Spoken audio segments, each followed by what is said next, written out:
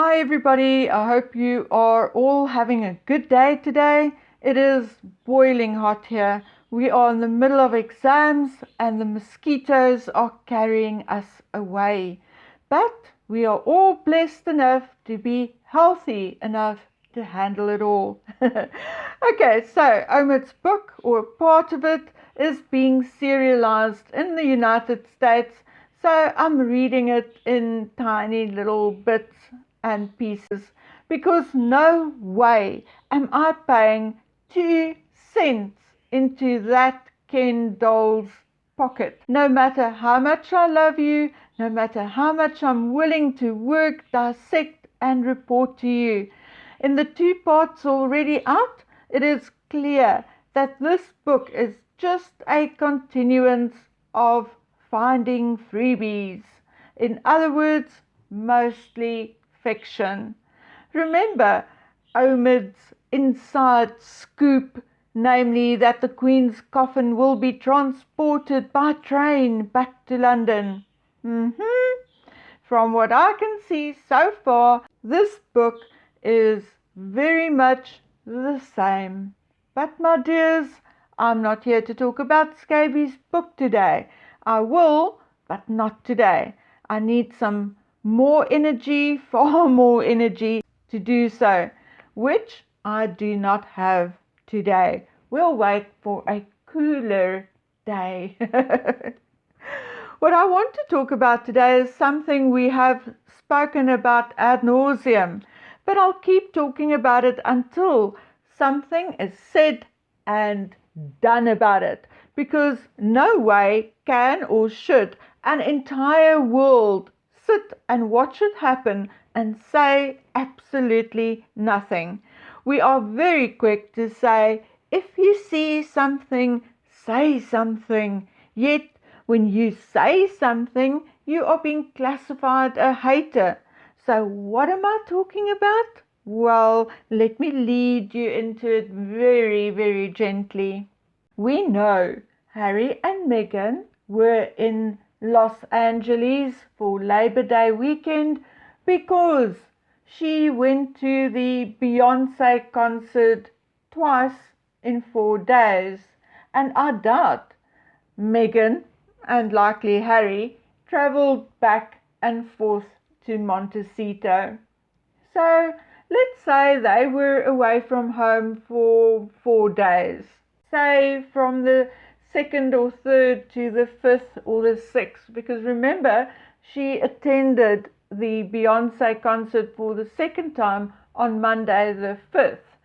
So I doubt she went home straight after, but never mind. Then Invictus happened, and it happened from the 9th until the 16th. In other words, 8 days. Then they took off and went to Portugal from early morning on the 17th until the very last flight on the 20th. In other words, another 4 days. On the 8th of October, Meghan was photographed in a selfie with Jen Sue at the Beverly Hills Hotel. Now, I'm assuming Meghan was there to see her business manager and WME, because the Beverly Hills Hotel and WME and her business manager are all sort of in the same road or same street. Never mind. How long she was staying there at the Beverly Hills Hotel, we don't know. It could be, say, 1 night and 2 days or whatever. We don't know. I'm going to give her the benefit of the doubt and say that she stayed 2 days and 1 night. Then, on the 10th of October, both Meghan and Harry were in New York for the Project Healthy Minds Summit. And from there, they flew to St. Vincent and the Grenadines, and eventually they returned and landed in Atlanta on the 16th of October. So they were away at least 7 to 8 days, if not more. Then on the 5th of November, they went to the Katy Perry concert in Las Vegas.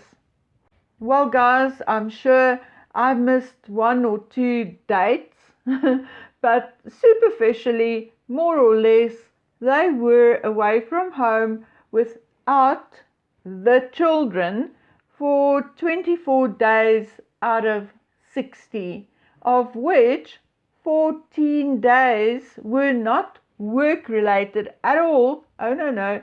14 days were absolute leisure, fun without the children.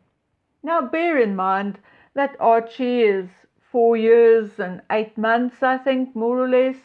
Lily is 2 years and 5 months old. So Lily is basically still a baby. Yes, I know other royals go on tours, etc., without their children, but I also know that they don't go on holiday without their children, even if it takes taking a nanny with them. But usually the royal nanny's annual leave coincides with the royals' annual leave. Anyway, that was the case, as I got it from books, that was the case even when the Queen was a child. But besides, Harry and Meghan are no longer royal, and it's not like they are leaving the children behind to see to matters of state.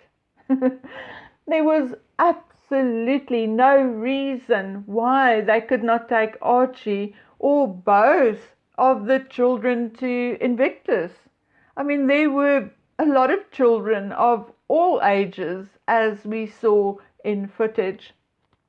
And guys, just in case you are still wondering, don't be fooled by that supposed Halloween photograph.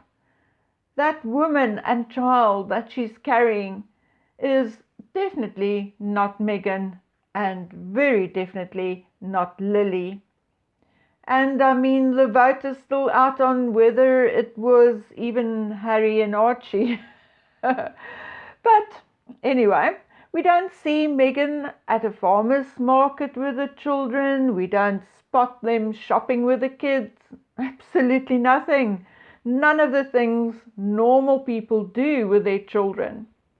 Have those children even been to McDonald's?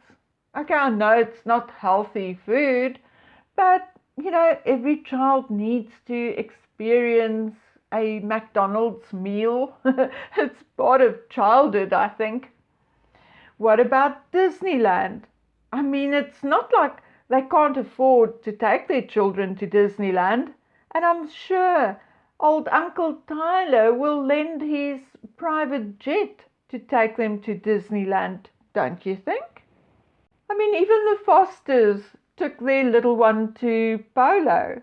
Catherine took all 3 her children to polo matches, had lovely picnics right there next to their car.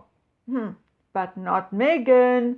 How many times had she been to Harry's polo games, and not once has she brought the children. Old Nacho's kids run up to him after a game and hug him, but poor old Harry's children are back at the mansion in the dungeon. How is it normal for 2 children, supposedly of flesh and blood, to be taken out of the dungeon, dusted and polished, only for a Christmas photograph? Well, I guess it is not normal, but then, the argument is that parents have the right not to put their children's images out in public, which I fully agree with. But if that is your decision, then don't. Don't put a foot out or a blurred view or the back of the head. Okay? But I digress. For me, it's not about just one thing. The absence from home, them going on holiday without the children, and the children not being seen at normal or fun family activities. No, it is about all of it, the total picture, which feels weird and totally off. And it will continue to feel off until it is all explained, starting with the monarchy explaining the discrepancies of Archie's birth. The longer those two American children remain in the line of succession, the more it actually becomes the right of the royal subjects, of the public, to demand answers. And not only do we want answers, but we also need assurance that those two little children, both under 5, are actually safe and taken care of physically and emotionally, because it is our responsibility to speak up for those who can't.